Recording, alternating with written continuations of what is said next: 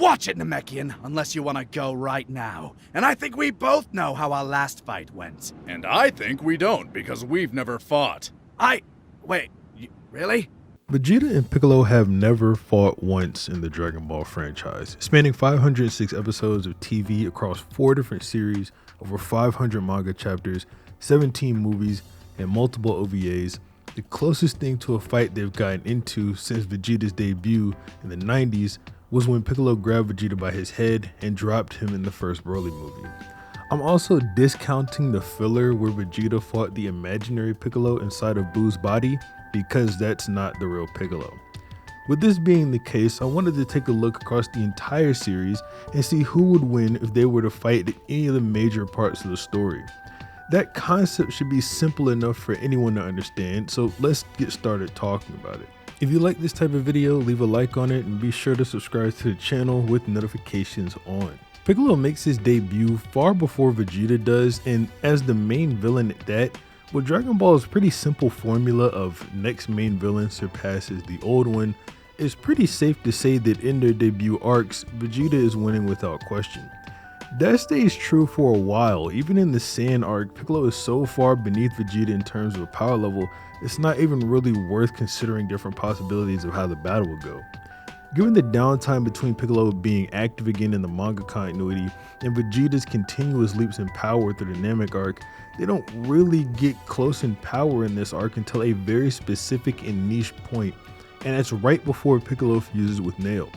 Trending on King Kai's planet gives Piccolo a power level somewhere in the neighborhood of between 200,000 and 318,000.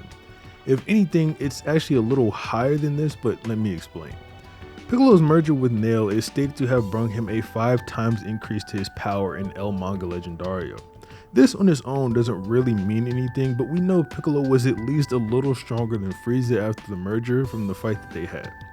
Frieza's power level in his second form isn't all too consistent over guides, but that's just in terms of the specific number, where some guys have Frieza at 1 million, the manga and the anime putting him vaguely over 1 million, and Piccolo himself stating Frieza's ki was multiplied several times when he transformed into his second form.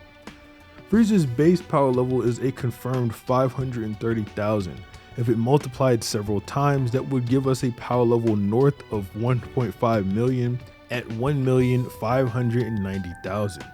Since several just means more than 2 times, we'll lowball it to 3 times and try and keep things consistent.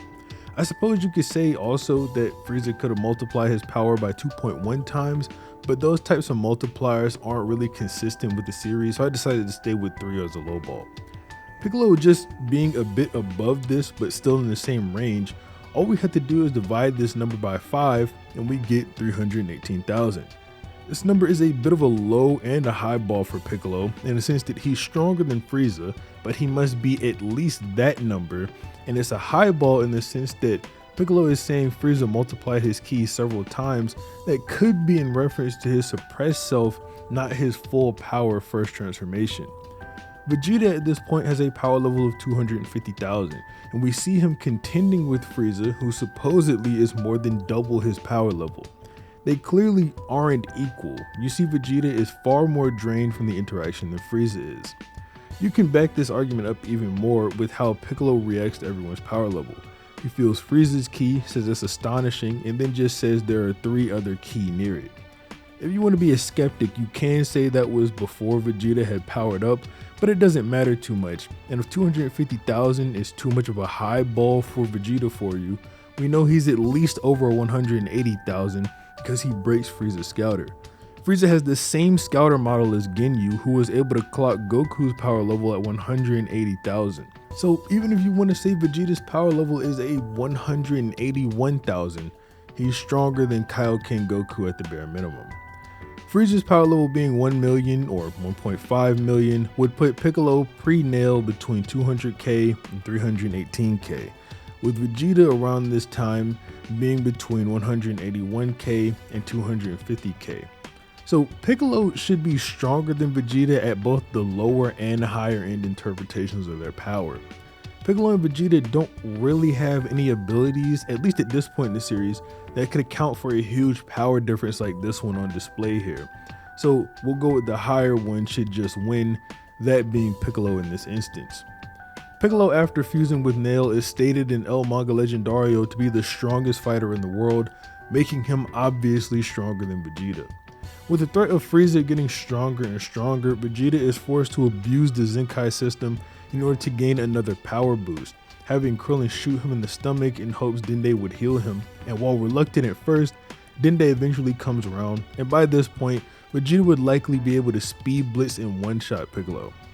In his final form, Frieza fires a beam at Gohan that no one can react to except Vegeta, who pushes Gohan out of the way, or I guess I should say he kicks him out of the way.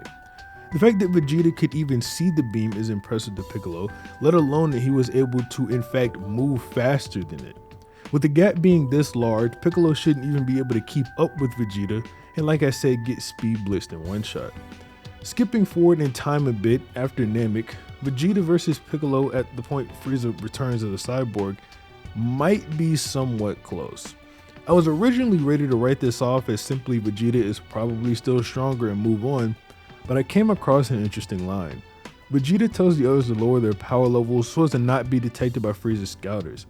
He then says Piccolo has already done it and says that he is a real warrior. Now, I've never known Vegeta to respect someone who isn't around the same level that he is, much less call them a warrior. So this fight might actually be closer than you'd originally be led to believe, although I'd probably still give it to Vegeta just based on how much stronger he was than Piccolo on Namek. But that assumes a similar rate of growth and all that. Yeah, I know, I'm just giving my opinion.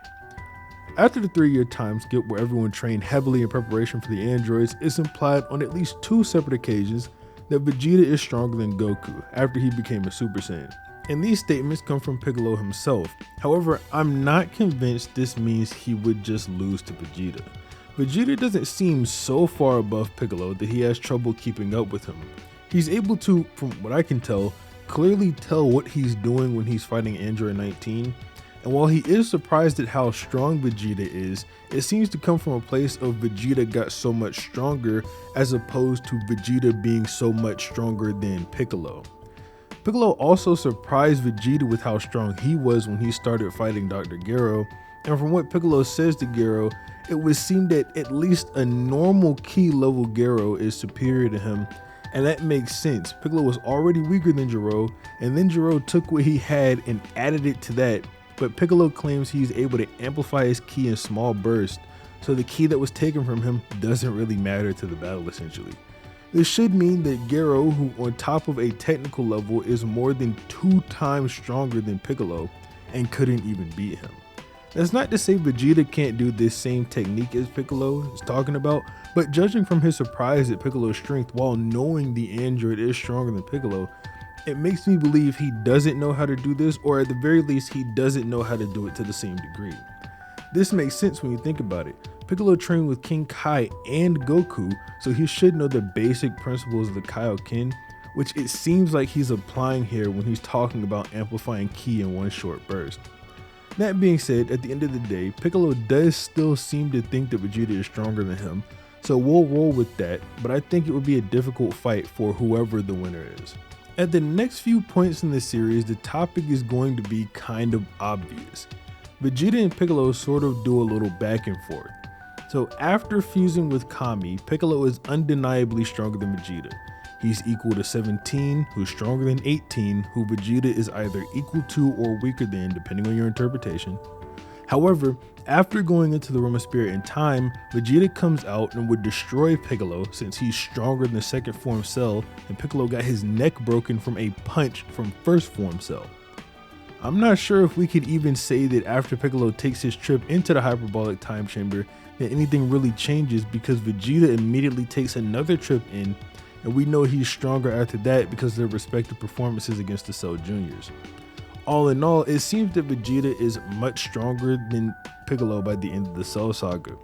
This is going to continue throughout the rest of Z as well. Piccolo doesn't do much fighting in the Buu arc, and the little fighting he does do in the anime inside of Buu's stomach is against Vegeta, and Vegeta beats him badly. Just to take note of this, it is confirmed that Gohan and the rest of the copied fighters are at full power inside of Buu by Goku and guides, but the guides say that Goku and Vegeta are at 1% of their power inside of Buu. So Vegeta is unironically like 50 to 100 times stronger than Piccolo by this point. What I just said also only applies to the anime, by the way, not the manga, so don't take what I said into account if that's all you're concerned about. From here, we have multiple continuations of Dragon Ball. Dragon Ball Super's anime, Dragon Ball Super's manga, Dragon Ball Daima, and Dragon Ball GT. To leave no stone unturned, I will be covering all of them, and to be honest, a lot of them are quite super simple. Dragon Ball Daima takes place 1 year after the Buu arc, and Piccolo quite literally does not do anything in this series except be amazed at all the thing never did. Meanwhile, Vegeta ascended to Super Saiyan 3 and even had better feats than mini Super Saiyan 4 Goku while he was in his adult form of Super Saiyan 3. That's an easy Vegeta W. GT is a similar story. Piccolo doesn't do much, meanwhile Vegeta ascends to Super Saiyan 4 with the help of Bulma's Blood Waves, and is relative to Goku, who completely outclasses Piccolo. You honestly don't even need to take it that far, however. Vegeta in just his Super Saiyan is enough to take on Piccolo and win easily. Baby comments that Vegeta's power is even greater than Gohan's, and we see this when they fight. But the important part is that Baby tested Gohan's power out when he first got his body by one-shotting Piccolo with a Kamehameha wave. So GT is another easy Vegeta W. We can move on to the more important parts of the story. If we speak strictly in terms of the manga for Dragon Ball Super, I don't believe that there is any point Piccolo could actually beat Vegeta. God Ki gives these characters access to a whole new level of power, with Vegeta and Goku being the first ones to obtain that level and be the ones shown going higher and higher with it. That's not to say that the later forms of Piccolo could never contend with the earlier forms of Vegeta. Later on in the story, I think Orange Piccolo would one-shot any Vegeta that isn't Blue Vegeta from the current arc, but I'm getting at the idea that at any point where they both coexist in the story of Dragon Ball Super, it's not going to be a close match between the two, and especially not after the Moro arc. Part of Vegeta's training to prepare for Moro was done on planet Yardrat, where he was learning new techniques and aligning his ki correctly. As a result of this, he learned a new move called Force Spirit Fission, where you can separate two ki that were combined, and he says an interesting line to Piccolo that makes this not really close anymore. He tells Piccolo he can separate the two Namekian he fused with, that being Kami and Nail. This means if the two of them are equal or around the same level, like Toyotaro seems to imply in his latest interview, then Vegeta could immediately gain the upper hand by just landing a hit anywhere on Piccolo. It doesn't even have to be a clean hit, just any hit to the body and he can separate the other two. I do think this would weaken Piccolo pretty significantly as well. Something I considered when thinking about this is, well, Nail had a power level of 42,000 and Kami never even scratched 3k. So Piccolo losing that amount of ki wouldn't even really affect him in the fight. But the Namekian fusion has never been a static additional increase, it's always been multiplicative. I mentioned earlier how Piccolo combining with Nail this way granted him a 5 times increase to his power level. It was already way higher than Nail's, and Kami supposedly brought him an even bigger increase than that, with an even lower power level. Now, I'm not saying it would be the same where Piccolo losing Nail would divide his power into fifths, or losing Kami would be even greater than that. I'm just saying it's not strictly additional, so it would give Vegeta the advantage regardless. That's pretty much it for the manga, however. Another series where Vegeta kinda just wipes at all points. The anime sadly is much the same, but I want to argue that at the very least, Piccolo would make beginning of Tournament of Power Vegeta have to go blue in order to take him down. The argument is very simple. Piccolo is a rival for Gohan, who can push Goku to use Super Saiyan Blue, and Goku is Vegeta's equal or superior. That's it. Sorry if it's a bit anticlimactic, but the power scaling here is very linear, not much need for a super broad argument. With that being the end of all this series, let's do a little bit of a recap. Unless my math is incorrect, Piccolo only handedly wins against Vegeta at 3 points in the story, that being before he fuses with Nail, directly after he fuses with Nail, and after he fuses with Kami. At every other point in the series, Vegeta is either clearly the superior fighter, or the answer is ambiguous, so there's no determining a winner either way. I'd like to state, I do think it's a good sign in Dragon Ball Super that moving forward, Toyotaro wants virtually all the main guys to be relative in combat power. I think that'll make for more interesting fights moving forward into the post-Toriyama era of Dragon Ball. That feels really weird to say, but it's what's happening. That's pretty much all I had to say though. If you liked the video, be sure to leave a like on it and subscribe to the channel. But other than that, have a nice day.